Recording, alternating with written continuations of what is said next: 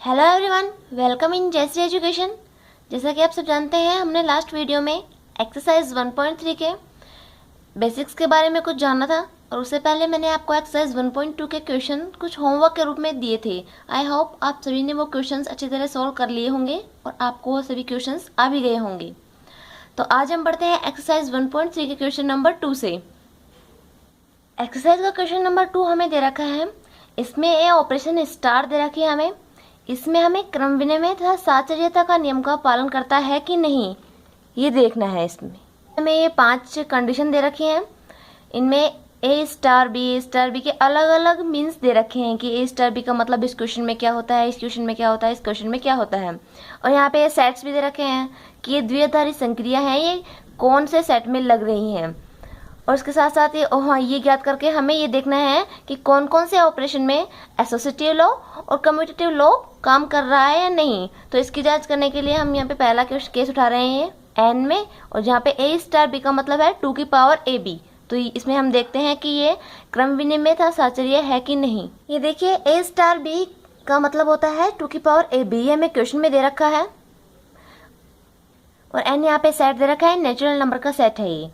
तो सबसे पहले हमें दिखाना है कि क्रम विनिमय नियम का पालन करता है कि नहीं। तो हम क्रम विनिमय के लिए क्या करेंगे, क्रम विनिमय को बोलते हैं कम्यूटेटिव क्रम विनिमय। तो क्रम विनिमय का मतलब ये होता है कि हम यहाँ पे ए स्टार बी दे रखा है, अगर हम इन दोनों का ऑर्डर चेंज कर दें, ऑर्डर चेंज करने का मतलब ए की जगह तो बी आ जाए और बी की जगह ए आ जाए। जैसे यहाँ पे ए स्टार बी दे रखा है, हम इसको लिख सकते हैं। और इसका कम्यूटेटिव का मतलब होता है ए स्टार बी है वो बी स्टार ए के इक्वल होना चाहिए, तब तो ये बाइनरी जो ऑपरेशन है वो क्रम विनिमय नियम का पालन करेगी, अदरवाइज नहीं करेगी। तो हमें ये देखना है ए स्टार बी का मीन्स तो हमें ये क्वेश्चन में दे रखा है कि इसका मतलब तो होता है 2 की पावर ए बी। तो इसकी जगह तो हम लिख सकते हैं 2 की पावर ए बी, लेकिन बी स्टार ए ये लिखना हमें आना चाहिए। देखिए, ए स्टार बी का मतलब है 2 की पावर ए बी, यहाँ ए पहले आया तो 2 की पावर में ए पहले आया, और बी बाद में तो 2 की पावर में बी बाद में। लेकिन ए और बी है ये है आपस में गुणा में ही। जैसे मानिए ए की जगह मैं 1 मानूँ, ए की जगह तो 1 मानूँ और बी की जगह 3 मानूँ, तो ए स्टार बी का मतलब था यहाँ पे 2 की पावर ए बी, 1 गुणा 3, तो इसका मतलब तो 2 की पावर 3 हुआ। या मैं इसको 2 की पावर बी ए लिख दूँ, 2 की पावर बी ए, तो 2 की पावर ए बी के रूप में लिखा मैंने, 2 की पावर ए बी के रूप में। अगर मैं 2 की पावर बी ए लिख दूँ बी ए, तो ये हो जाएगा 2 की पावर 3 × 1, तो ये इसका आंसर भी 2 की पावर 3 आया। तो ये दोनों वैल्यूज आपस में सेम है। तो यहाँ पे अगर बी स्टार ए आएगा तो इसका आंसर आएगा 2 की पावर बी × ए। इसका आंसर आएगा यहाँ तो अलग मैंने समझाया आपको, इसका आंसर आएगा 2 की पावर बी × ए। और ये दोनों सेम ही होते हैं, ये मैंने आपको मान के बता दिया है, ये आपको लिखना नहीं है क्वेश्चन में, ये आपको मैंने समझाने के लिए बताया था। लेकिन यहाँ से हम दिख गया कि 2 की power A B equals to होता है 2 की पावर बी ए के, क्योंकि ये पावर आपस में मल्टीप्लाई में ही होती हैं, इसलिए ये दोनों सेम आ रहे हैं। इनके प्रोडक्ट बाइनरी ऑपरेशन के, दोनों बाइनरी ऑपरेशन के प्रोडक्ट सेम आ रहे हैं। इसका मतलब ये है कि हमारा जो बाइनरी ऑपरेशन दिया गया है क्वेश्चन में वो कम्यूटेटिव होगा। उसके बाद हमें एसोसिएटिव लॉ देखना है कि ये साचर्य भी है कि नहीं। तो दूसरा है साचर्यता लिख देंगे हम, साचर्यता को बोलते हैं एसोसिएटिव। एसोसिएटिव में हमें देखना है कि 3 हम एलिमेंट लेते हैं, ए बी और सी ले लेते हैं। मान लीजिए हमने 3 एलिमेंट ले लिए, ए बी और सी। अब एसोसिएटिव में हम क्या करते हैं कि सबसे पहले तो ए स्टार और 2 को एक साथ ब्रैकेट में ले लेते हैं, बी स्टार सी, ये इक्वल आना चाहिए ए स्टार बी और ये स्टार सी के। अब इन केस में होता क्या है, सबसे पहले जो ब्रैकेट में दिया हुआ आता है, इस वाले में तो ये वाला ब्रैकेट में दिया हुआ है, यहाँ पे ये ब्रैकेट में दिया हुआ है। सबसे पहले इसमें हम लगाएंगे बाइनरी ऑपरेशन और इसको सॉल्व करेंगे। तो हम बाइनरी ऑपरेशन में दे क्या रखा था, ए स्टार बी आता है तो हम उसे लिखते हैं 2 की पावर ए बी, लेकिन हमें यहाँ पे दे रखा है बी स्टार सी आएगा तो हम यहाँ पे लिख देंगे 2 की पावर बी सी, क्योंकि बी पहले आ रहा है तो बी, सी बाद में आ रहा है तो सी बाद में लिख देंगे, ये हमें आना चाहिए। तो हम इसको लिख सकते हैं ए स्टार तो एज इट इज रहेगा ए स्टार, और इसको लिख देते हैं 2 की पावर बी सी। ये आप सबको समझ में आ रहा होगा, आई होप ये आपको समझ में आ रहा होगा। और दूसरे ए स्टार बी ये तो एज इट इज है, जैसे क्वेश्चन में हमें दे रखा था, तो इसको तो हम लिख देंगे 2 की पावर ए बी और ये स्टार सी, ये हो गया। अब हमें ये 2 की पावर ए भी है, इसको हमें एक एलिमेंट मानते हुए करना है। ये मान ली ए है तो इसको बी मानना है, ये ए है तो इसको बी मानना है, ऐसे हमें सोल्व करना है। इसको 2 की पावर बी सी नहीं पढ़ना है हमें, इसको एक एलिमेंट मानते ही सोल्व करना है। अब हमें दोबारा इसमें बाइनरी ऑपरेशन लगानी है। देखिए ए स्टार बी, तो बी हमें पूरा ही बी मानना है। ए स्टार बी क्या होता है, 2 की पावर ए बी, तो इसको हम कैसे सोल्व करेंगे, 2 की पावर ए पहले आ रहा है तो ए तो एज इट इज आ गया। इसके बाद आएगा बी का मतलब ये पूरा आएगा, तो इन गुणा में इनटू में 2 की पावर बी सी, इसको ऐसे सोल्व करते हैं। देखिए ए के मल्टीप्लाई में है, ये ए के मल्टीप्लाई में है 2 की पावर बी सी, इसको हमने ऐसे लिखा है। और जब इसको लिखते हैं तो ए स्टार सी हो गया, इसको हम ए की एलिमेंट मानेंगे। तो ए स्टार बी में क्या आता है, 2 की पावर ए बी, तो 2 तो आएगा ही 2 की पावर में, ये पहले वाला आता है तो पहले वाला लिख देंगे हम 2 की power A B dot C, क्योंकि सी बाद में आ रहा है तो ऐसे इनको ऐसे ही खोलते हैं हम बाइनरी ऑपरेशन को। आई होप ये आपको साधारण सी है, ये कैलकुलेशन आपको समझ में आ रही होगी। ए स्टार बी था तो हमने ए की पावर में पहले लिख दिया, और बी को ऐसे इसकी मल्टीप्लाई में लिख दिया पावर। ये दोनों पावर में जाएंगे, दोनों 2 की पावर में जाएंगे ये दोनों, और यहाँ पे भी ये दोनों 2 की पावर में ही गए हैं, देखिए मल्टीप्लाई में है दोनों। अब हम देखें तो ये इन दोनों की वैल्यू सेम नहीं है, क्योंकि यहाँ पे a इंटू 2 की पावर बी सी है, यहाँ पे है 2 की पावर ए बी इंटू सी, तो ये कहीं भी एक दूसरे से सेम नहीं है। आप चाहे वैल्यूज लेकर इनका पुट करके आप इनकी वैल्यू निकाल लीजिए, फिर भी ये सेम नहीं आ रहे हैं, इसका मतलब ये सेम नहीं है। ये हमें दिखने में भी सेम नहीं लग रहे हैं, और आप वैल्यू लेके देखेंगे तभी ये सेम नहीं आएंगे। इसका मतलब ये कम्यूटेटिव लॉ का पालन नहीं कर रही है, तो हम लिख देंगे आंसर में कि सातत्यता नियम का पालन नहीं कर रही है। ऐसे ही दूसरा क्वेश्चन और लेते हैं। दूसरा क्वेश्चन हमें दे रखा है ए स्टार बी का मतलब हमें इस क्वेश्चन में दे रखा है A plus B plus A square B होता है, और यहाँ पे सेट दे रखा है एन, वही नेचुरल नंबर का सेट हमें दे रखा है। तो हमें पहले तो कम्यूटेटिव लॉ का देखना है कि ये इसमें पालन हो रहा है कि नहीं हो रहा है। तो कम्यूटेटिव का मतलब होता है ए स्टार बी इक्वल्स टू आना चाहिए, बी स्टार ए के, ये होता है क्रम विनिमय नियम का मतलब। ए स्टार बी स्टार ए के मतलब आना चाहिए, बराबर आना चाहिए। तो ए स्टार बी का मतलब तो हमें दे रखा है A plus B plus A square B, इसका मतलब ये है जो पहले आएगा पहले तो इन दोनों को जो द्विआधारी संख्या में शामिल हो रहे हैं उन दोनों को जोड़ देंगे, फिर प्लस करके जो पहले आ रहा है उसका स्क्वायर और बाद में आने वाले को गुणा के रूप में लिख देंगे। इसका मतलब यही हुआ द्विआधारी संक्रिया का मतलब। तो ए स्टार बी का मतलब तो हम डायरेक्ट लिख लेते हैं ए प्लस बी प्लस ए स्क्वायर और बी, ये तो लिख लिया हमने। अब देखते हैं बी स्टार ए कैसे सॉल्व होता है। बी स्टार ए, तो बी स्टार ए में क्या होगा, बी स्टार ए, तो पहले तो इन दोनों को जोड़ के रूप में लिख लेना है, तो हम लिखेंगे बी प्लस ए प्लस, अब पहले आ रहा है बी तो हमें बी का स्क्वायर करना है, बी स्क्वायर, और लास्ट में आ रहा है ए तो बी स्क्वायर ए, ये बी है, ये बी है, ये बी स्क्वायर ए। अब हम देखें कि ये दोनों सेम है कि नहीं। तो a प्लस बी यहाँ पे भी है और a प्लस बी यहाँ पे भी है, लेकिन यहाँ पे a स्क्वायर भी है और यहाँ पे है b स्क्वायर a। इसका मतलब ये दोनों वैल्यूज सेम नहीं है, ये दोनों वैल्यूज सेम नहीं है, नॉट इक्वल है, ये नॉट इक्वल है। इसका मतलब ये कम्यूटेटिव लॉ का पालन नहीं कर रहे हैं। ये आपको देख लीजिए, यहाँ से दिख रहा होगा a प्लस बी तो ये दोनों तरफ आ रहा है, लेकिन यहाँ पे a स्क्वायर भी है और यहाँ पे है b स्क्वायर है। इसका मतलब ये कम्यूटेटिव लॉ का पालन नहीं कर रही हैं। अब उसके बाद हम करें एसोसिएटिव लॉ की बात, साहचर्यता की बात करें हम, तो साहचर्यता में वही हमें 3 एलिमेंट लेने हैं, कोई भी ABC एलिमेंट लेते हैं हम ABC। तो एसोसिएटिव में ये होता है कि A स्टार और फिर हम इन B स्टार C के भी द्विआधारी संक्रिया करवाएं और उसके बाद A स्टार B में द्विआधारी संक्रिया स्टार C। तो पहले हमें ब्रैकेट सोल्व करना होता है इसमें भी और इसमें भी। तो B स्टार C का मतलब क्या हुआ, B स्टार C का ये इसको सोल्व करते हैं। देखिए A स्टार को तो हम ऐसे कैसे रहने देते हैं, ब्रैकेट सोल्व करना है हमें B स्टार C का। तो A स्टार B में हमने लिखा था, दोनों को जोड़ा था और पहले जो आ रहा था उसका स्क्वायर और बाद में आने वालों को मल्टीप्लाई के रूप में लिखा था। तो सेम इसमें भी वही हम प्रोसेस करेंगे। ये देखिए B प्लस C प्लस पहले कौन सा आ रहा है B, तो ये लिख देंगे B स्क्वायर और इंटू C। ये देखिए ऐसे हम लिख देंगे इसको। और A स्टार भी तो डायरेक्ट हमें क्वेश्चन में ही दे रखा है, तो ये भी हम एज इट इज लिख लेंगे A plus B plus A square B star C। ये हमने देखिए एज इट इज लिख लिया है। आई होप को समझ में आ रहा होगा ये। अब हमें इन दोनों में अभिक्रिया करानी, इन दोनों में सॉरी द्विआधारी संक्रिया करवानी है।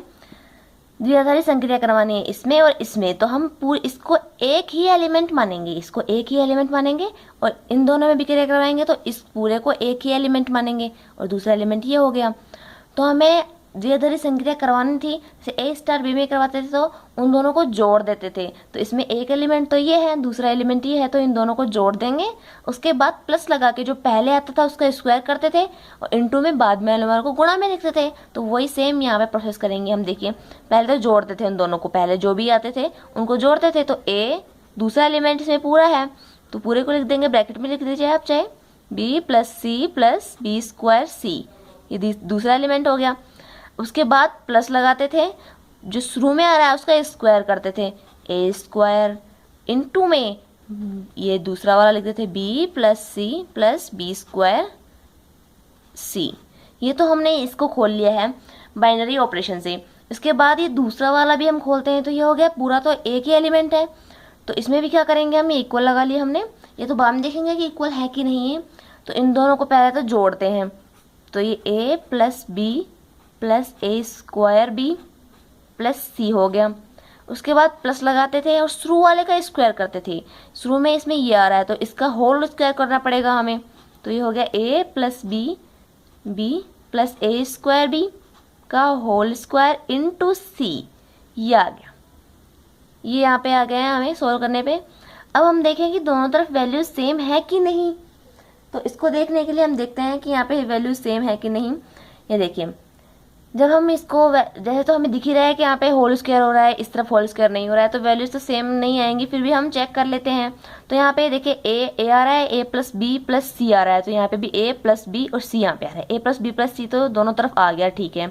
उसके बाद बी स्क्वायर सी आ रहा है इसमें, और इसमें बी स्क्वायर सी कहीं पे भी नहीं आ रहा है, इसका मतलब यहीं से पता चल गया कि ये दोनों वैल्यू सेम नहीं है। और आगे भी हम जब मल्टीप्लाई करेंगे, इसका होल स्क्वायर खोलेंगे तो वैल्यू सेम नहीं आएंगी, ये नॉट इक्वल है, नॉट इक्वल।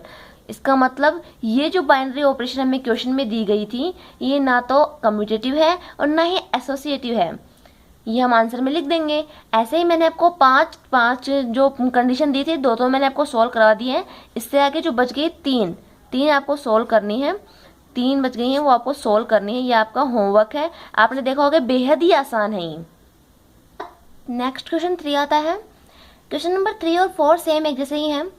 क्वेश्चन नंबर 4 आपको करना है, 3 मैं आपको बता देती हूँ, ये आपको होमवर्क है, आप देख लीजिएगा, मैं लिख के दिखा दूंगी आपको। लेकिन क्वेश्चन नंबर 3 ये है, समुच्चय जेड में एक संक्रिय स्टार है, एक बाइनरी ऑपरेशन स्टार है, जहाँ ए स्टार बी बाइनरी ऑपरेशन का मीन्स दिया गया है कि बाइनरी ऑपरेशन का मतलब यहाँ पे क्या है क्वेश्चन में, ए स्टार बी का मतलब यहाँ पे दिया गया है A plus B plus 1 for all A B belongs to Z. और हमें प्रूव करना है कि स्टार है वो क्रम विनिमय कम्यूटेटिव, इसके साथ साथ एसोसिएटिव भी है, और हमें आइडेंटिटी एलिमेंट और इन्वर्स एलिमेंट भी हमें इनके फाइंड आउट करने हैं। तत्समक अवयव और प्रतिलोम अवयव भी हमें ज्ञात करने हैं इनके।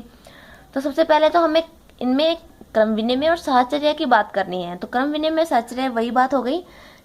क्रम विनिमय की जब हम बात करते हैं तो हमें वही इनमें ऑर्डर चेंज करके देखना होता है कि ये है कि नहीं।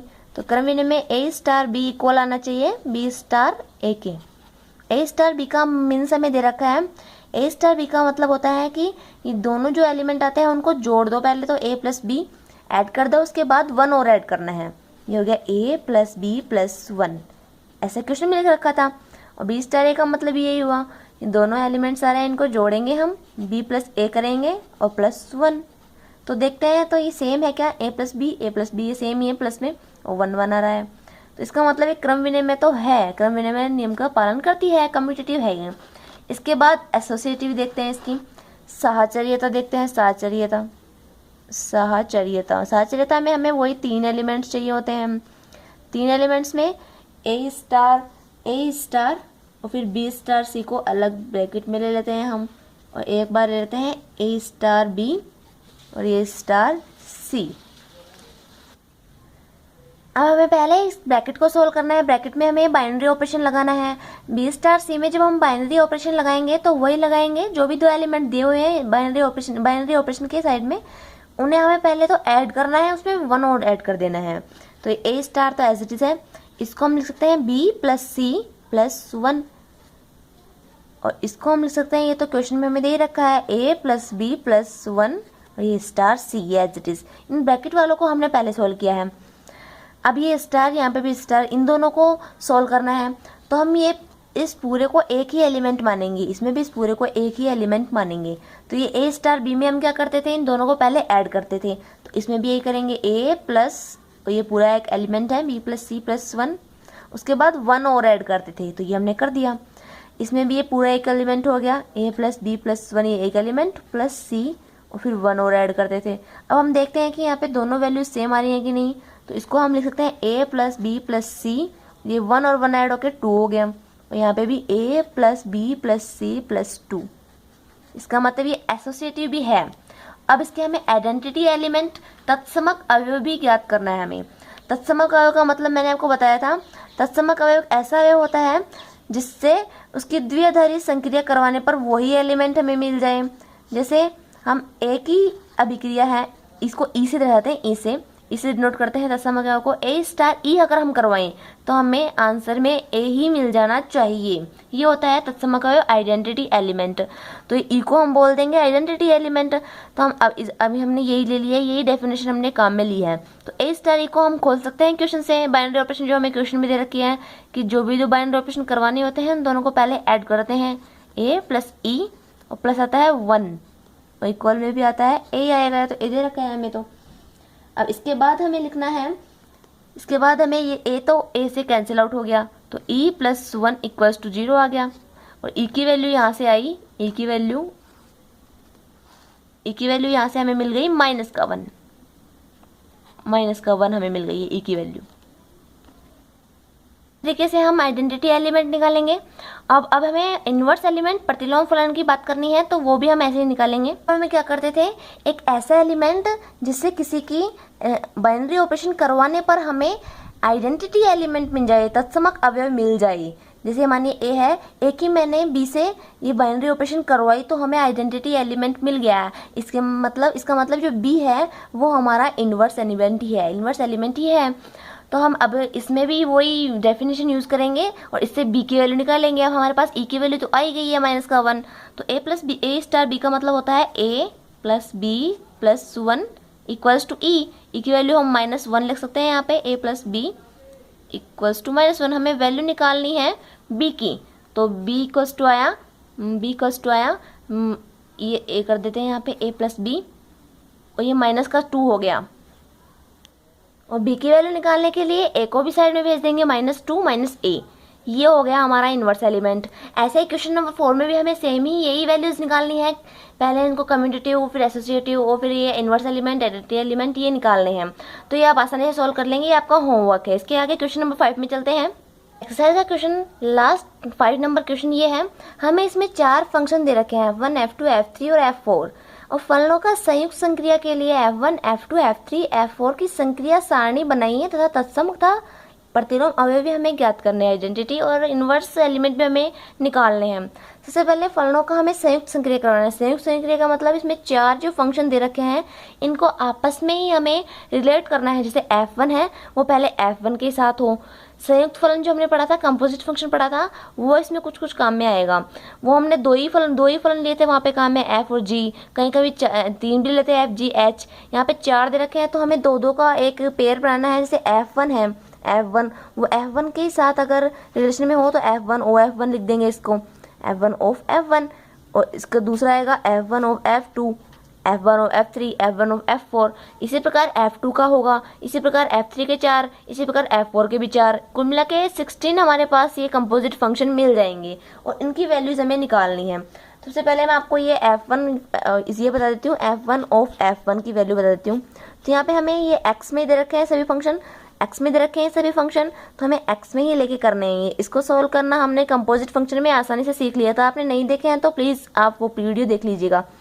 तो F1 इसको ऐसे सोल्व करते हैं, F1x, ये तो आपको सोल्व करना आ ही गया होगा। F1x की वैल्यू हमें क्वेश्चन में दे रखी है x, ये देखिए x है, तो इसको कहते हैं हम F1x। और F1x की वैल्यू दोबारा x ही दे रखी है हमें, x। अब यहाँ पे एक और थोड़ा सा आगे हटके बात है इसमें, x यहाँ पे कौन से फलन का आंसर आ रहा है, x आ रहा है F1 वाले का। F1 वाले का आंसर आ रहा है यहाँ पे, तो हम यहाँ पे इसका आंसर लिख देंगे डायरेक्ट में F1। ये इसलिए काम में आ रहा है क्योंकि हमें यहाँ पे बाद में आइडेंटिटी और इनवर्स एलिमेंट भी निकालना है, तो x को लिख देंगे F1।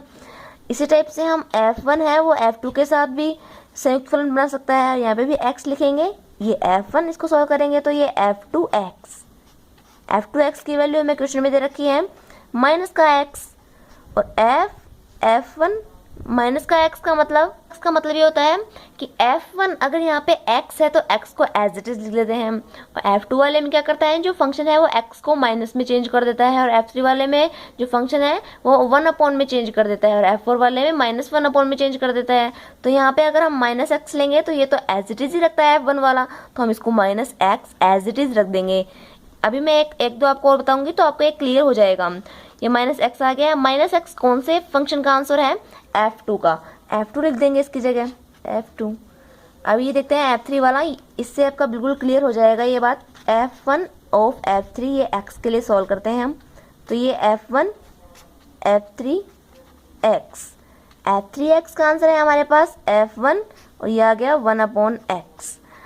अब F1 वाला फंक्शन क्या करता है, इसमें जो भी वैल्यू आती है x इसको एज इट इज ही रखता है, ये ना तो माइनस में चेंज करता है ना 1 में, तो यहाँ पे 1/x आ रहा है तो इसका 1/x ही रहेगा। 1/x आ रहा है कौन से फंक्शन का, F3 का आंसर, ऐसे ही आएगी। इसी टाइप से हमें F1 ओ F4 भी याद करना है, हम इसके लिए वैल्यू निकाल लेंगे और इसकी वैल्यू F4 ही आएगी, और इसी टाइप से हमें F2 के लिए भी निकालना है, F3 के लिए भी, F4 के लिए भी। तो यहाँ तक तो ये बात पूरी होगी क्वेश्चन में कि संयुक्त संक्रिया के लिए F1 F3 संक्रिया सारणी और बनानी है हमें। संक्रिया सारणी का मतलब क्या होता है कि जो ऑपरेशन है उनको एक टेबल में हमें दिखाना है। टेबल में देखिए कैसे दिखाते हैं हम, ये ऐसी एक टेबल है, इसमें हमारे 16 के 16 जो हमने संयुक्त फलन निकाले हैं उनको एक टेबल में लिख दिया है। ये देखिए जैसे F1 की स्टार, ये बाइनरी ऑपरेशन है, किसके साथ करवाई हमने, मान लीजिए F1 के साथ ही करवाई, तो ये F1 का तो हमने लिख रखा है। जब F1 वो F1 के साथ ही जब संक्रिया करवाई तो हमें आंसर मिला F1, तो यहाँ पे हम आंसर लिख देंगे F1 है वो ऑपरेट हो रहा है F1 के साथ ही, तो आंसर मिला F1। इस टाइप से है कि F1 है वो बाइनरी ऑपरेशन और उसकी F2 के साथ, तो हम देखते हैं कि हमें आंसर कहाँ मिलेगा। ये F1 जब F2 के साथ होगा तो इसका आंसर मिल रहा है हमें F2 ही मिल रहा है, तो यहाँ पे लिख देंगे हम आंसर में F2। इसी टाइप से ये हम जब पूरे निकाल लेंगे 16 ये सारे, ये मैंने आपको बताया कंपोजिट फंक्शन, तभी ये आप टेबल आपकी फिल हो जाएगी। अब अभी बात आती है आइडेंटिटी एलिमेंट और इनवर्स एलिमेंट की। तो आइडेंटिटी का मतलब होता है कि ऐसा अवयव जिससे अभिक्रिया कराने पर वही एलिमेंट हमें मिल जाए। तो हमने F1 के बाइनरी ऑपरेशन करवाई और हमें ये देखिए F1 ही मिल गया, तो कौन सा एलिमेंट है ये, हमने F1 के साथ ही जब इसकी बाइनरी ऑपरेशन करवाई तभी हमें F1 मिला। F1 की जब हमने देखिए F1 की स्टार F1, तभी हमें क्या मिला F1। ये टेबल से भी क्लियर हो जाएगा। ये देखिए F1 की जब बाइनरी ऑपरेशन F1 से कराई तभी हमें F1 मिला, इसका मतलब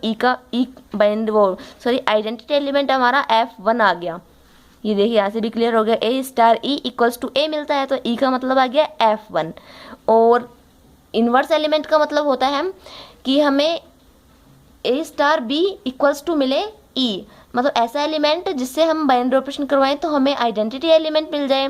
तो हम F1 की किससे भी क्रिया करवा रहे हैं जो हमें F1 मिले, क्योंकि E ही है हमारा।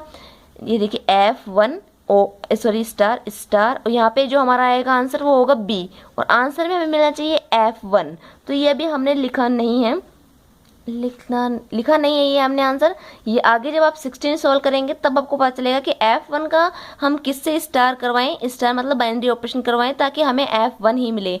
तो वो F2 भी हो सकता है, F3 भी हो सकता है, F4 भी हो सकता है, वो हमारा आइडेंटिटी एलिमेंट आ जाएगा। तो ये तो हमने लिखाना है ओनली F1 के लिए, ऐसे ही आपको F2 के लिए भी निकालना है, F3 के लिए भी, F4 के लिए भी। तो मैं आपको एक इनवर्स एलिमेंट बता देती हूँ कैसे निकालते हैं। मानिए कि मैं ये पहला वाला ऑपरेशन जो हमने यूज़ लिया है तो ये आइडेंटिटी एलिमेंट में भी काम आ रहा है। A स्टार E करवाने पर हमें A ही मिल रहा है, इसका मतलब ये हुआ कि E का आइडेंटिटी एलिमेंट है वो F1 है। लेकिन इसको हम इनवर्स एलिमेंट में भी काम में ले सकते हैं। ये देखिए A star B equals to E, क्योंकि E की तो वैल्यू F1 ही थी और A की वैल्यू F1 ही है, लेकिन B की वैल्यू भी हमें F1 ही मिल गई है, B की वैल्यू भी हमें मिल गई है F1। इस टाइप से हम 4 और निकालेंगे, ये 16 बनेंगे कंपोजिट फंक्शन। तो हम इन सब की वैल्यू आसानी से निकाल सकते हैं और ये टेबल में बिल्कुल क्लियर हो जाएगा आपके कि कौन सा ऐसा फंक्शन है जिसको हमें स्टार बाइनरी ऑपरेशन करने पर वही फंक्शन मिल रहा है, कौन सा ऐसा फंक्शन है जिससे हमें स्टार कराने पर हमारा आइडेंटिटी एलिमेंट मिल रहा है। ये आपको पहचान करना है और इसके आंसर में लिख देना है। इसके बाद मैं एक और एग्जाम्पल छोटा सा वो आपको बता देती हूँ। एग्जाम्पल 13 है हमारा, मैंने शॉर्ट में लिख लिया है। इसमें आपको 3 सेट दे रखे हैं, एस, ए और बी। एस में ये एलिमेंट दे रखे हैं, ए है वो 5 5 का मतलब ये एम्प्टी सेट है, रिक्त समुच्चय है। बी में 2 एलिमेंट दे रखे हैं और सी में भी हमें एलिमेंट दे रखे हैं, डी में ये दे रखे हैं। 5 सेट हो गए कुल मिला के। तो इसमें आगे लिख रहा है कि इनमें हमें यूनियन और इंटरसेक्शन के लिए पता लगाना है कि ये बाइनरी ऑपरेशन है कि नहीं, बाइनरी ऑपरेशन है कि नहीं ये पता लगाना है हमें। एस में है ये चारों सेट शामिल है, ए बी सी डी, और ए बी सी डी के अलग अलग वैल्यूज बाद में दे रखी हैं, लेकिन ये चारों सेट हैं वो एस में ही शामिल हैं। तो बाइनरी ऑपरेशन का मतलब ये होता था कि किन्हीं भी 2 वेरिएबल्स के बीच हम बाइनरी ऑपरेशन करवाएं तो प्रोडक्ट जो हमें मिलेगा वो भी उसी सेट में शामिल होना चाहिए जिसमें हमने वो वेरिएबल्स लिए थे। इसका मतलब हम वेरिएबल्स एस में से ले रहे हैं क्योंकि एस ही इसका ये समुच्चय है जिसमें से चारों एलिमेंट शामिल हैं। तो पहले हम करवाएंगे ए है यूनियन के लिए, ए यूनियन बी करवाएंगे, फिर ए यूनियन सी भी करवाएंगे, ए यूनियन डी भी करवाएंगे। तो मान लीजिए ए यूनियन बी मैं करवाती हूँ, A union B. A union B का मतलब हुआ, ए यूनियन बी का मतलब होता है ए बी हुआ, इसको हम बी भी लिख सकते हैं। तो बी हमारे प्रोडक्ट मिल रहा है बी, तो बी है वो एस में शामिल है कि नहीं, हाँ शामिल है, तो ये एक बाइनरी ऑपरेशन होगा। जैसे हम ए यूनियन सी में करवाएं, ए यूनियन सी में लिखते हैं जब ए सी आएगा, तो ये भी ऐसे है, इसका आंसर सी, तो सी भी शामिल है। अगर कोई इसमें शामिल नहीं है, ए बी सी डी इन एलिमेंट्स में सेट में से शामिल नहीं होगा तो वो बाइनरी ऑपरेशन नहीं होगा। जैसे मैं आपको एक और बता देती हूँ केस, जैसे कि मैं ये तो यूनियन के लिए, और हमें इंटरसेक्शन के लिए और सिद्ध करना है। ये आगे के आप कर लीजिएगा, ये बहुत सिंपल है, मैंने आपको थोड़ा सा बता दिया है आपको इसके बारे में। इंटरसेक्शन के लिए हम करते हैं, मान लीजिए बी इंटरसेक्शन सी हम करते हैं, इंटरसेक्शन सी करते हैं हम। तो बी हमें क्या दे रखा है, ए बी दे रखा है, और सी में हमें दे रखा है ए सी। तो इनमें क्या आ रहा है, कॉमन ए आ रहा है, ए, तो इंटरसेक्शन ए हो गया। अब ए ये एस में शामिल है क्या, ए में तो एम्प्टी सेट है, बी में ए बी, सी में ए सी आएंगे, डी में ए बी सी आएंगे। ऐसा कोई भी सेट नहीं है एस में जिसमें केवल एक एलिमेंट ए ही हो, ऐसा कोई भी सेट नहीं है जिसमें केवल एक एलिमेंट केवल और केवल ए ही हो।